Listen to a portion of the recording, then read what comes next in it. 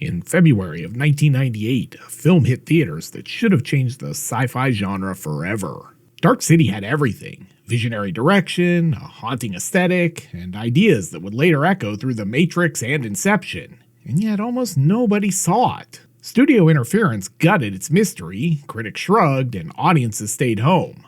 But the story didn't end there. A decade later, the director's cut revealed just how close we came to losing one of the most beautiful and unsettling sci-fi masterpieces of its era. So how did a movie with this much influence nearly vanish into obscurity? The answer lies in a city where nothing is stable, not even your own memories. I first saw Dark City in a nearly empty theater back in 1998. The experience was confounding. Director Alex Proyas had followed up The Crow with another dark, beautifully shot film full of fascinating ideas, but something just felt off. We didn't have the internet's 24/7 movie news cycle back in those days, but I'd have bet good money the studio had somehow interfered with the final cut. That instinct proved correct. Before Dark City even hit screens, there were problems. Test screening showed audiences struggling to follow Proyas' complex noir sci-fi hybrid about memory manipulation in a shifting metropolis. New Line Cinema's solution? Add an explanatory voiceover in the opening minutes that bluntly revealed the film's central mystery. To give this boneheaded decision some context, it was like going to see The Sixth Sense and having Haley Joel Osment tell you Bruce Willis is dead during the opening credits. This infamous opening narration had Kiefer Sutherland's character, Dr. Schreiber, revealing the film's twist. There's an alien race conducting human experiments in a city that reconstructs itself nightly. Then came the strangers. They had mastered the ultimate technology, the ability to alter physical reality. What should have been a slow burn revelation unfolding over 2 hours was condensed into 90 seconds. Critics complained the film had no intrigue left, while general audiences still found the existential themes confusing despite the heavy-handed explanation. I've heard stories that Proyas tossed his headphones across the room after hearing the voiceover for the first time.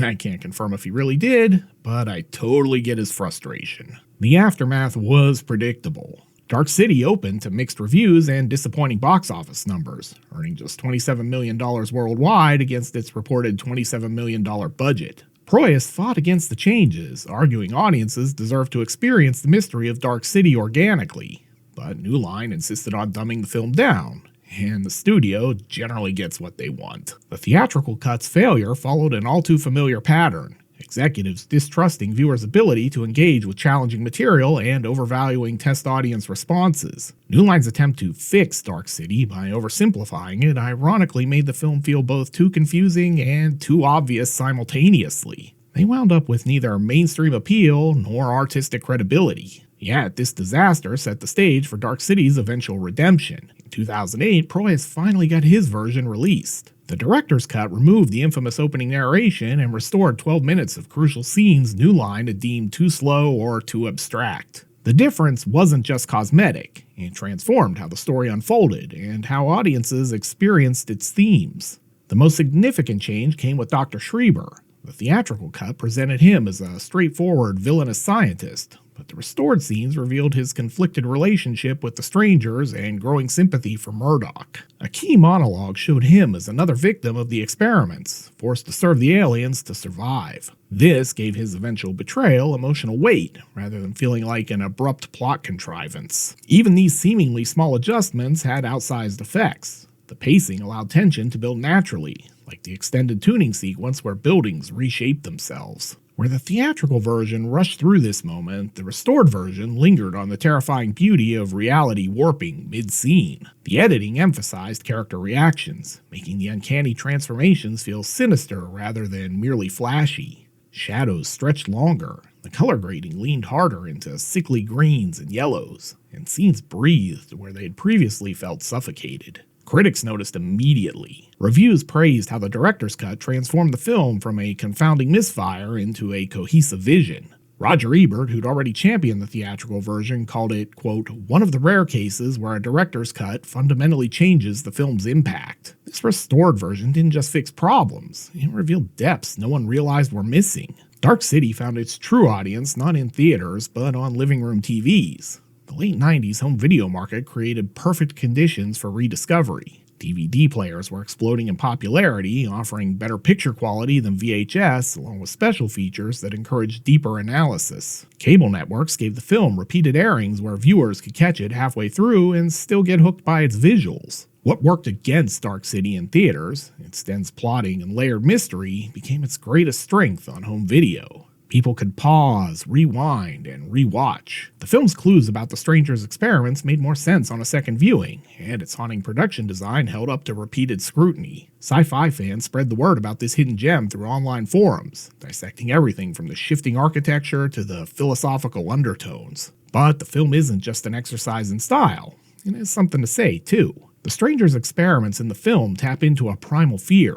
What if your memories aren't really yours? Their nightly resets turn identity into a collective hallucination, with human lives as temporary scripts. Murdoch's spiral fingerprint embodies this dread, a glitch in the system hinting that his entire past is manufactured. The film suggests everyone has traces of these false lives if they look closely enough, like the recurring image of Shell Beach, a paradise no one can actually reach because it only exists as implanted nostalgia. The film's tuning sequences visualize this psychological violation. Buildings contort as the strangers rearrange the city like toys. But the real horror isn't the physical change, it's how casually whole lives get rewritten. Watch how Proyas frames these moments. Characters often drift off during the tuning, their eyes glazing over as their histories get erased. The effect feels closer to a lobotomy than sci-fi spectacle. Dark City borrows Philip K. Dick's obsession with unstable realities, but pushes further by asking who benefits from that instability. This premise feels increasingly relevant in the era of algorithm-curated realities.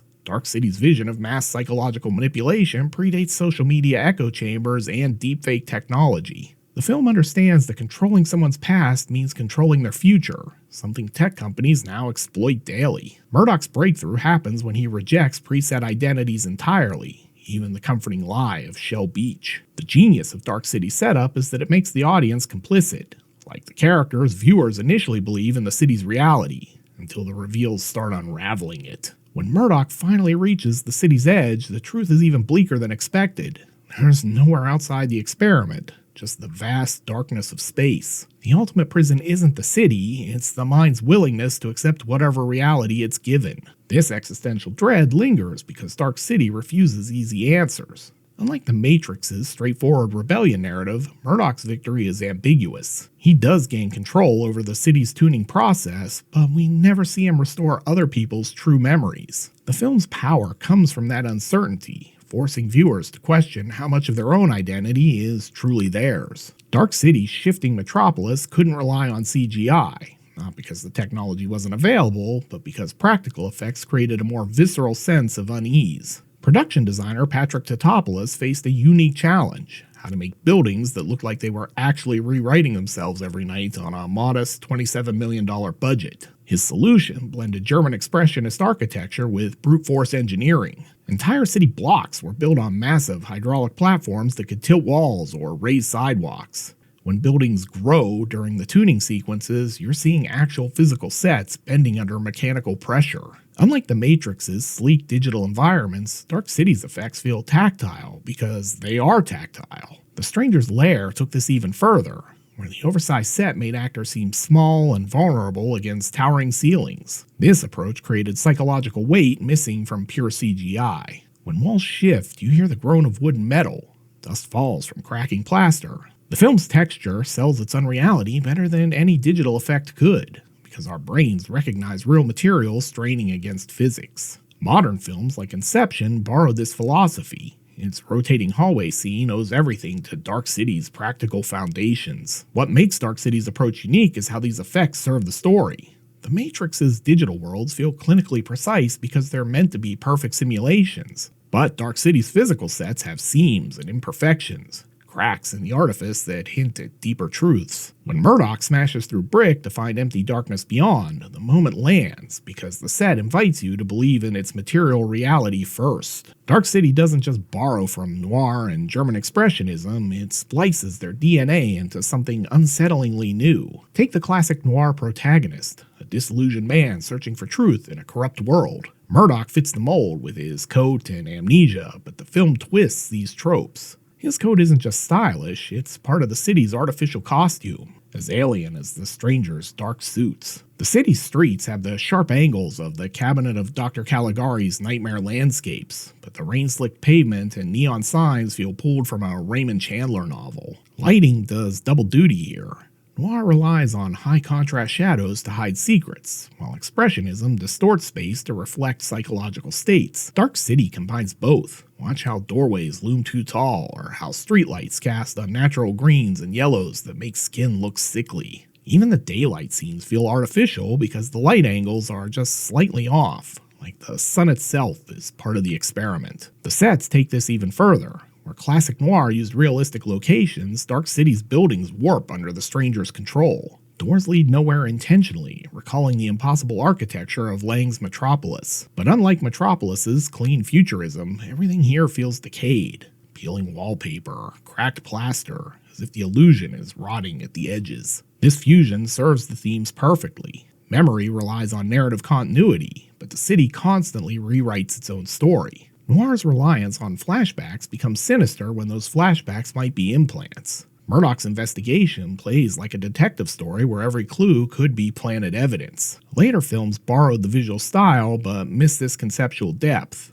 Dark City uses noir not just as an aesthetic, but as a trap for its character and audience. Dark City and The Matrix shared more than just a premise about constructed realities. They represented two diverging paths for sci-fi in the late 90s. The Matrix arrived with a $63 million budget and Warner Brothers' full marketing machine, while Dark City limped into theaters with half the money and a studio actively undermining its chances. But the differences ran deeper than resources. The Matrix packaged its philosophy in leather-clad action sequences and revolutionary bullet-time effects. Dark City buried its ideas in murky alleyways and psychological dread. One gave audiences visceral catharsis, the other demanded uncomfortable introspection. The contrast is clearest in their approach to power.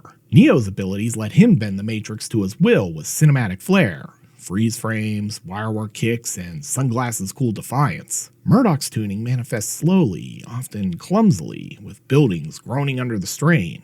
Where Neo fights agents in Yen Wu Ping choreographed showdowns, Murdoch struggles to remember his own name. The Matrix reassures viewers that they could be the hero if they just wake up. Dark City suggests waking up might be its own nightmare. Marketing amplified this divide. Dark City's campaign oscillated between confusing and self-spoiling, with posters that looked generically noir despite the film's surreal edges. New Line didn't know how to sell a film that wasn't traditional action or horror, but wasn't quite art house either. Yet, time has reshaped their legacies. The Matrix spawned sequels and video games, but its philosophy has started feeling a little bit dated as the internet age has progressed. Dark City's slower, stranger take on identity manipulation gained new relevance in the era of deepfakes and algorithmic realities. Critics gradually recognized its influence on films like Inception, while The Matrix impact remained largely technical. Dark City didn't follow the usual path to success. It took a detour through failure first.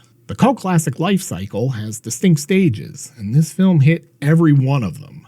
It began with theatrical disappointment, as the botched studio cut confused audiences in 1998. But that initial rejection set the wheels in motion for a slower, stranger kind of victory. Home video became the film's second act. Unlike theaters, where a movie gets one chance to impress, DVDs allowed for repeat viewings, exactly what Dark City needed. The director's commentary tracks and behind-the-scenes features gave context to its ambitious ideas, turning initial confusion into fascination. Cable TV played its part too, late-night airings introducing the film to insomniacs and night owls primed for its eerie atmosphere. From there, critical reassessment came next. Writers who dismissed the theatrical cut revisited the director's version and recognized its craft. Film professors screened it for students, analyzing neo-noir and practical effects. The very elements that had made it a hard sell in multiplexes, the philosophical weight, the unconventional structure, became its academic selling points. Dark City's themes about manipulated reality gained new relevance in the social media age,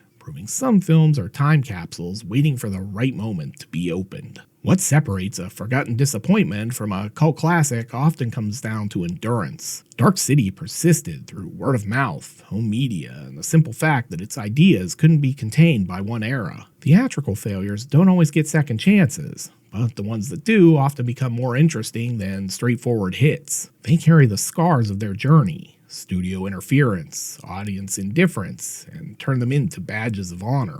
Dark City's story isn't about failure or redemption. It's about systems that misunderstand great art. New Line Cinema saw confusion where there was depth, studio edits where there should have been trust. But films like this outlast their initial reception precisely because they offer something too potent to disappear. The director's cut of Dark City didn't just fix mistakes, it revealed how wrong the gatekeepers were. Today, Dark City stands as proof that audiences eventually find what resonates regardless of corporate missteps. Some truths just simply require more time to surface. Ready to perform another cinematic postmortem on a classic film? Then why not check out my video on The Hunger? You'll find a link here on the screen. I hope to see you over there.